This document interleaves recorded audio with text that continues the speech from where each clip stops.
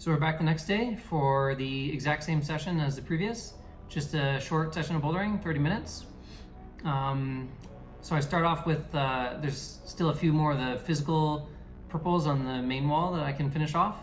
I had a couple that I planned to just kind of give 2 to 3 tries to, and then I had like another slab and like a slab and a half kind of on the comp wall to try after.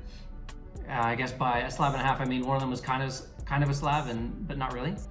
But yeah, what was also fun is my brother joined me in Denver. I picked him up from the airport after climbing yesterday, and he came in clutch, and so did my dad last weekend and at the Jackalope event. One thing that is kind of like really hard about competing, and you don't really realize until you start doing it, and especially like when I'm younger and I'm traveling with my parents all the time, I take this for granted, and I realized it as I started traveling on my own.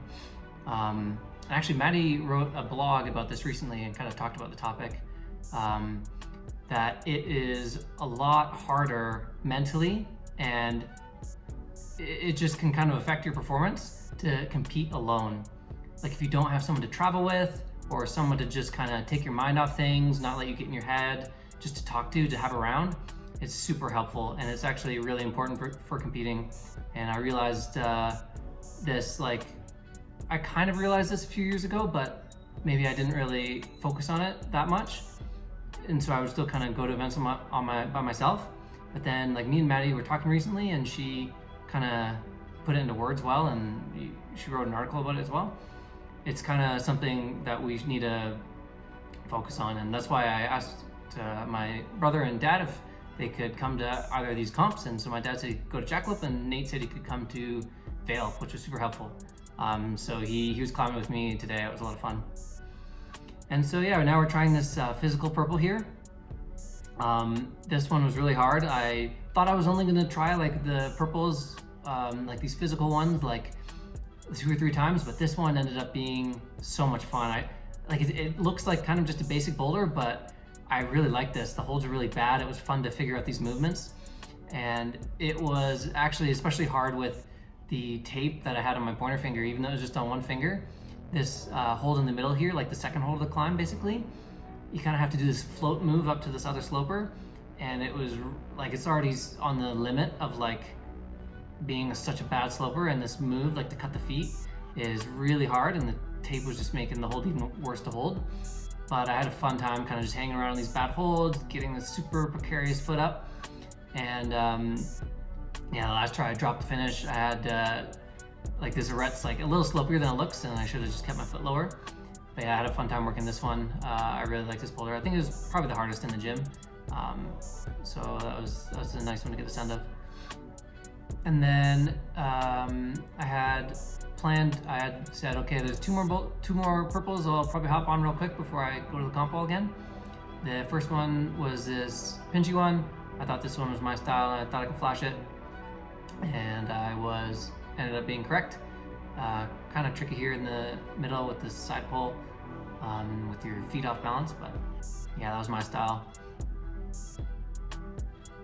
And then this next boulder that I'm gonna try, I only had about like 10 minutes left in the session, and I didn't want to go overboard that much, so I said I'm just gonna give this one try, because it's either gonna be I'm gonna do it on my first go, or I'm gonna pump myself out and just get exhausted and waste skin and whatnot. So I said, okay, I'm gonna get psyched up for a really good flash go, which I did. And then I start getting like, that's the other thing with the altitude is, you give me a boulder that's more than 8 moves, you start to feel it. Like, yeah, we were training endurance in the beginning of the year, which helped, but it's still like, I just pumped out on that one. No, I didn't pump out, I just kind of got out of breath. My body was a bit exhausted. So even though we put the endurance training, like we put it in at the beginning of the program, I still need a couple days to acclimate to the altitude and like just get the system ready, and then I should be feeling good. And that's why we have a couple days of training here, which is really useful. And then so after that I moved to the comp wall. I finished off this other pink tag. There were 4 up, so after this one I think I had done 3 of them. That one was cool. That finish hold was pretty bad, kind of hard to match. And then the last boulder that I had to try was this slab. And you see I got by the slab in finals at Jackalope, and I had been not feeling super solid in slab in like some previous training sessions. And so I said, let's really just try to do the slab well and not take too many tries on it, which was going to be a tough ask because at the beginning I had no idea what to do. There are so many feet to choose from. It looked like it was supposed to be some sort of hop across or run across, but I ended up realizing that I could kind of tall person it out and do a little, like a split across this volume. And so you see, I'm like, I need to just be able to flash slabs. I need to start doing them quicker instead of taking a bunch of tries to figure them out. So I'm really trying to milk this flash go on this boulder. This is my second try. But I'm taking my time, like testing out the positions, not gonna fall. I'm really trying not to fall. But then I get into this really physical sequence here, and I, like right from the ground, like, yeah, okay, I'm just gonna press and get my foot up. But it's quite the high foot, and I was really taking my time in the middle here. I'm trying to bump my hand up, and so I'm starting to get really tired, and the shoulder's tiring out, and I can't get the foot up. And I gave it a valiant pseudo flash attempt, but not quite. And so at this point, my 30 minutes were up, but this boulder is like not too tiring on the body. I'm not gonna lose any skin. It's not gonna tire my fingers out. It's kind of just more in the feet and in the shoulders. So I said, I'll give myself 5 to 10 minutes more on this boulder, like over time. I think I ended up having like a 47-minute session in the end. So I actually went like 17 minutes over time on this boulder. I took like some long rests. So I was just watching Nate climb. So it wasn't too bad. But yeah, I fell on a split move a couple times. I couldn't remember what I did, and then when I figured it out again, I knew that I knew my foot sequence, so I wasted less time, and I just had a bit more energy, and I was fresher to get this high foot up. So that wraps up our couple sessions here in Denver, training at Movement. This gym was pretty cool. I really enjoyed the setting, and like the gym is massive. It was a lot of fun to be in. You kind of feel like a professional when you're in this gym. It was really nice.